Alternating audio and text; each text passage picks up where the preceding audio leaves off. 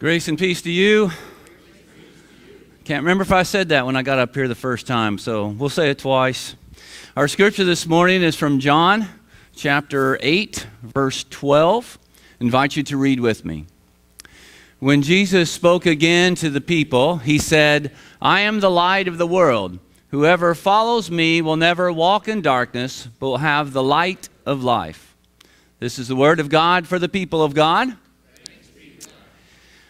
We are in the I Am series. Last week was I Am Bread, and this week is I Am Light. The faith question that we have is, who is Jesus and what is his purpose? Who is Jesus and what is his purpose? Last week, I am bread, and when he said I am bread, the emphasis on the picture of I am bread is I am the bread that has come down from heaven. He said that 6 times in the passage of John chapter 6. So we understand that when Jesus says something once, it's important. If he says something twice, it's really important. If he says something 6 times, he even wants people like me to understand that it's important. So he is the bread that has come from heaven, come from God. So specifically, he is from God. So this time he says, I am light. What does he mean when he says, I am light? And what is his purpose for being light? And what kind of light might Jesus be? Well, there were a couple of us that sat around and talked about what kind of light Jesus might be, and one person came up with the idea of, well, Jesus is my night light. So if you have small children, or maybe even as an adult, you might have a night light or different night lights throughout the house, so you can see things as you go through the house without turning on a big light. When our oldest children were smaller, I can remember my wife saying to them, "When I am afraid, I will trust in you. When I am afraid, I will trust in you." And it usually said this at night when it was bedtime, when they said, "I'm scared" or "I'm afraid." Well, Jesus says, do not be afraid. Jesus is our night light, perhaps. Is that the kind of light that Jesus is? And there are 4 passages. If I'm cutting in and out, I'm going to a different microphone this week. Was I cutting in and out? Okay. I'm going to go to a different microphone. I did not realize last week I cut in and out the whole message. I knew I did it a couple of times, so we'll go with this. 4 different occasions, Jesus says, do not be afraid. In Scripture, in the book of Matthew. Chapter 17, he says it when during the Transfiguration. Transfiguration, his body is transfigured into a brilliant light, and the disciples try to describe this light being so bright it was difficult to look at. And they knew that Jesus was somebody special, something spiritual was going on with Jesus. Also, he says, do not be afraid of the evil one. Do not be afraid of Satan or Beelzebub. That's in Matthew 10. In Matthew 14, it's when he is walking on the water and he tells the disciples in the boat, do not be afraid. In Matthew 28, he's in his resurrected form and the disciples see him and he responds to their fear of seeing him resurrected with, do not be afraid. So over and over again, he tells us, do not be afraid. And last week, the question of the week was, what is it you're afraid of? In anticipation that you might need a nightlight. So what are you afraid of? When were you afraid? And most of the answers dealt with something that you didn't know about, something that you had to anticipate. Several of them had to do with a serious illness. Either a diagnosis of cancer, or perhaps it was your father's heart attack and you didn't know what was going to happen. So a serious illness is a time when we don't know the future. We're afraid. And Jesus says to us, do not be afraid. When my boyfriend went to meet my parents, I was scared.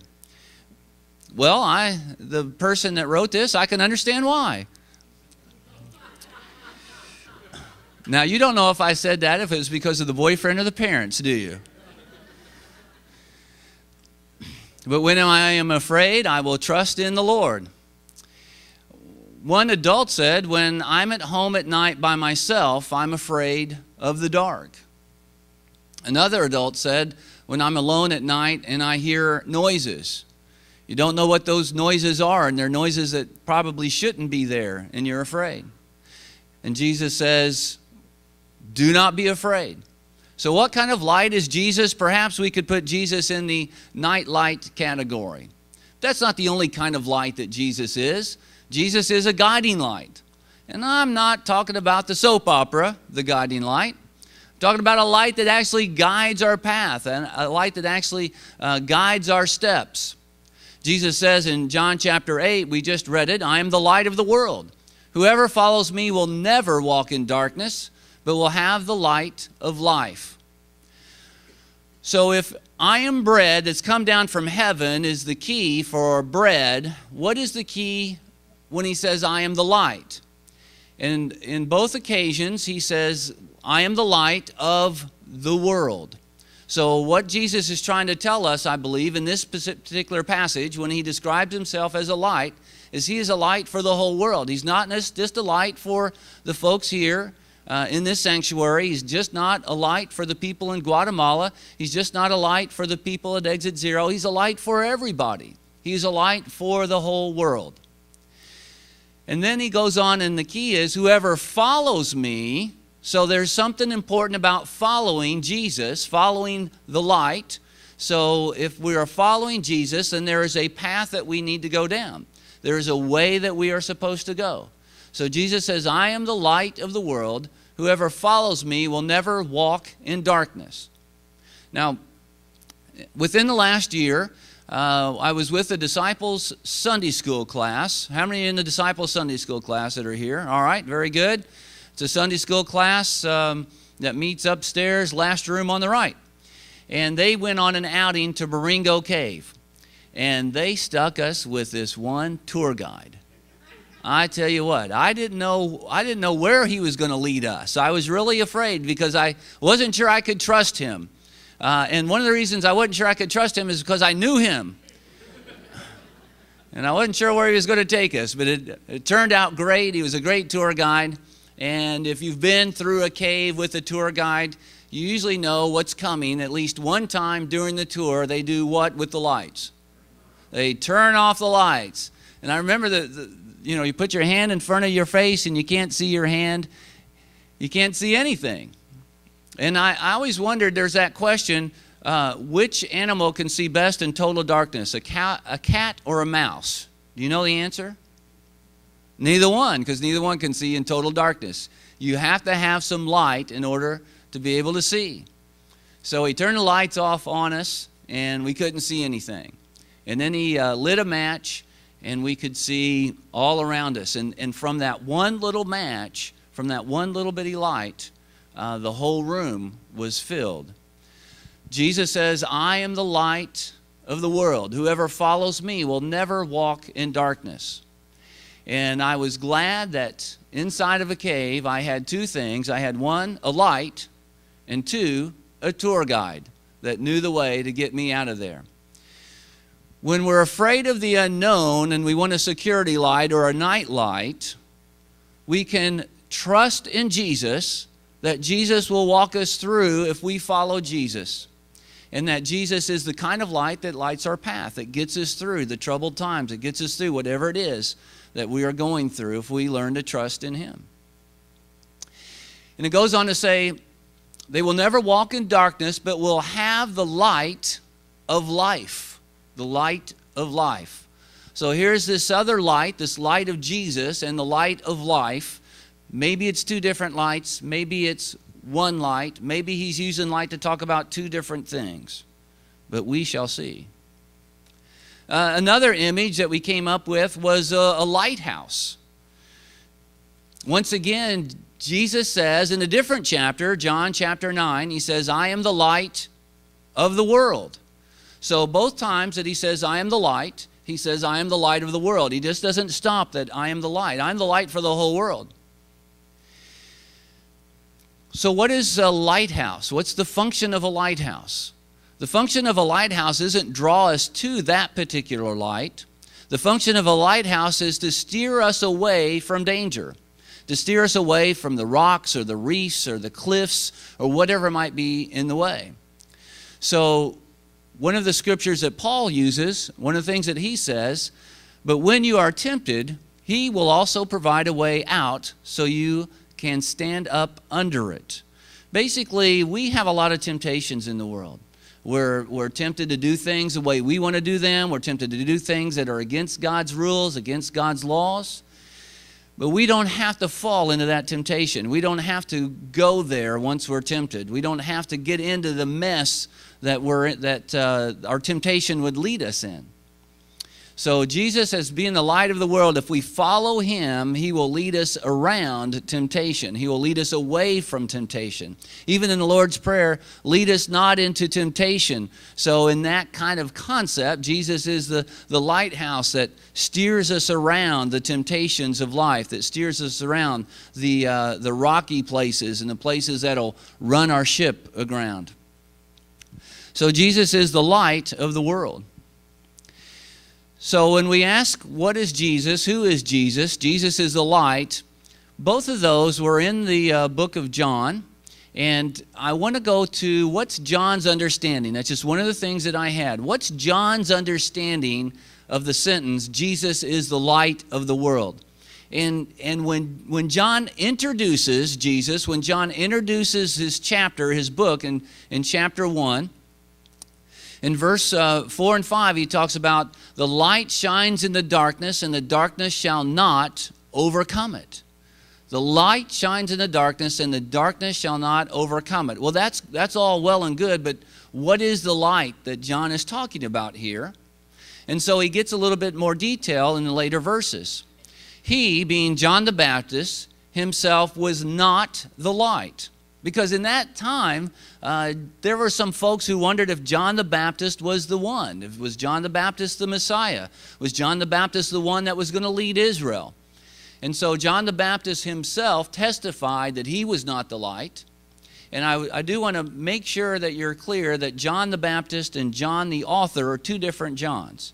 John the Baptist is the cousin of Jesus who was in the wilderness, and he received the voice of God and the call of God to tell people to repent.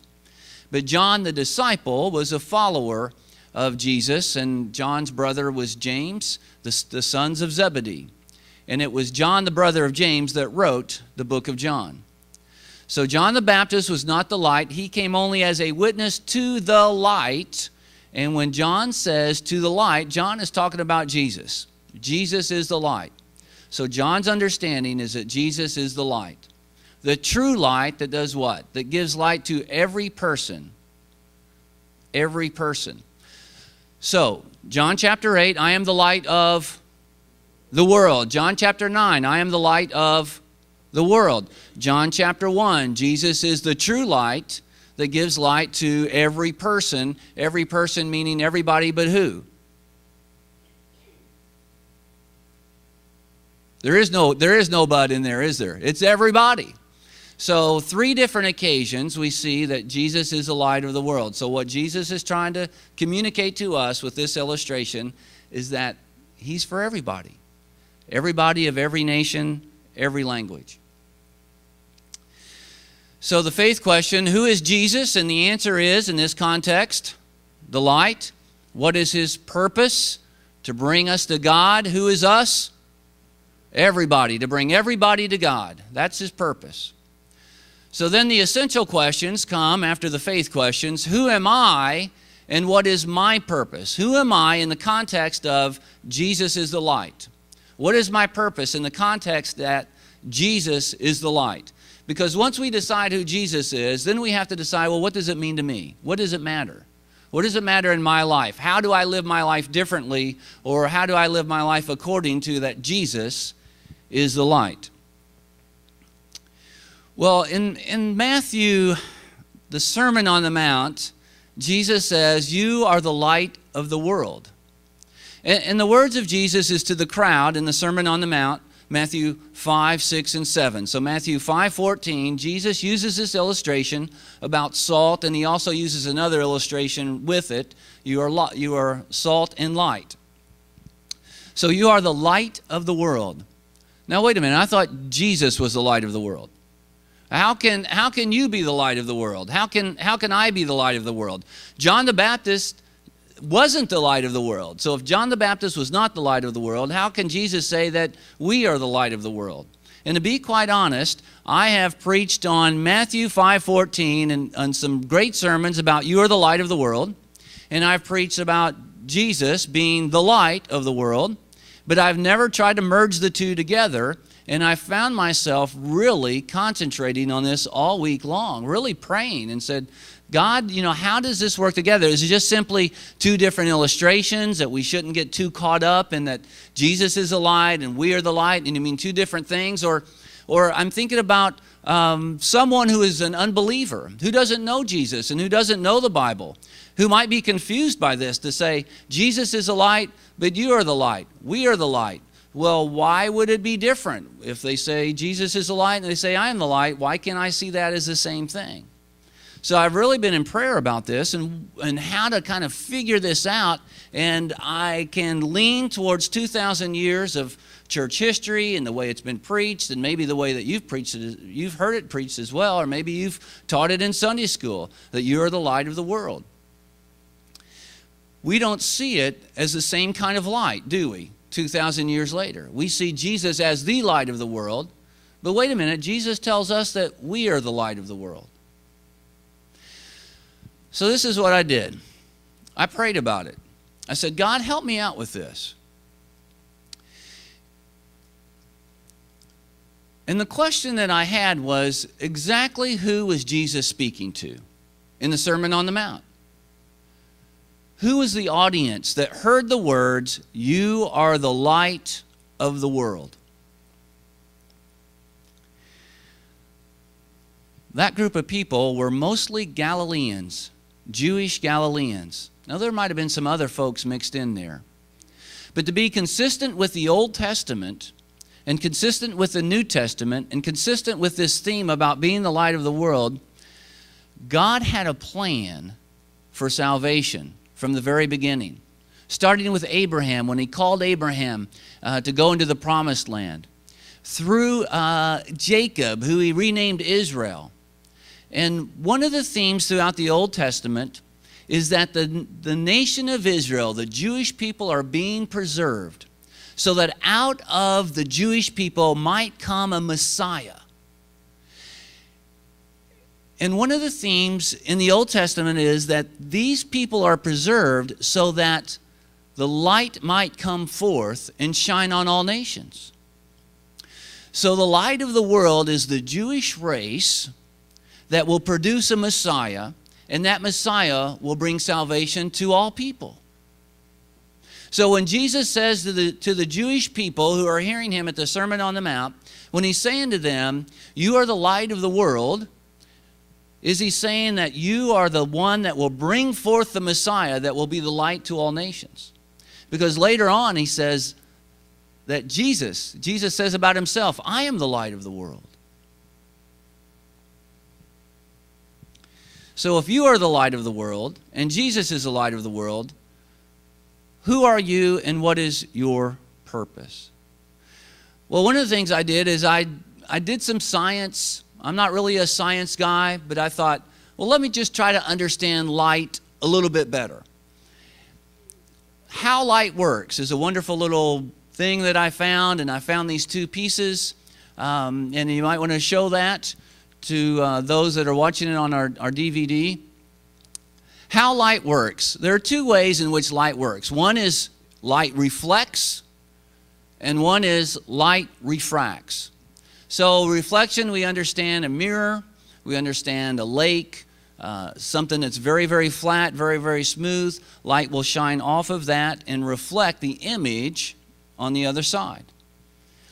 And so I'm trying to think, well, is that the kind of light that we should be? Or we should be the reflective light so that when the light of Jesus shines on us, then what we're doing is we're reflecting the light of Jesus onto others. Or maybe the kind of light that we should be is the refractive light, where a light passes through something so that we become a window. So as the light of Christ shines in us, it shines through us to others. And to be quite honest, my personal prayer life includes the refractive nature of light. Oftentimes I'll ask Jesus to shine through me so that others might see Jesus. I think either one of those works. The way the Old Testament people understood that the moon was the reflective light of the sun, the way that perhaps Jesus is presenting this is that you are the reflective light of the Messiah, that we are to be the reflection of God's love, of God's peace, of God's mercy, of God's justice. Refraction seems to work just as well, that as people see us, they don't see us, but they see Jesus, whether it's reflective or refractive. Just depends on what kind of image that you want to use. But that's how light works, and that's how perhaps the light of Jesus is to work for us. That we are to be a light to carry the light of Jesus into the whole world. So who am I? I am a light to shine. What is my purpose in the context of this light? To trust Jesus when I'm afraid. To follow Jesus because He lights the path that He wants me to walk down. And to shine the light of Jesus to others. But I kept running into one big problem. I kept running into one big problem in this whole idea with light. Jesus is a light, and I am the light. And the problem I ran into is called light pollution. You ever hear of light pollution? I love to look at the stars. And there have been times when I have lived in the country and I could go out on any given night and look at the beauty of the universe. And there are times when I live in the city, perhaps now when I'm just a block away from a gas station that's all lit up, and I look up into the stars and I see the Big Dipper and a few stars. And the reason I can't see all the stars is because all of the lights that are around in the city. Light pollution. And what you see here on the screen is from left to right, you see inner city. If you're in the inner city and looked at the sky, that mix between the inner city and the suburbia out in the town for the distance from the city, and then way far away from the city. And you can tell there's a big difference in what you can see in the sky depending on what kind of light pollution is around us. And the problem that I kept running into with light pollution is sometimes I want to shine the light on me.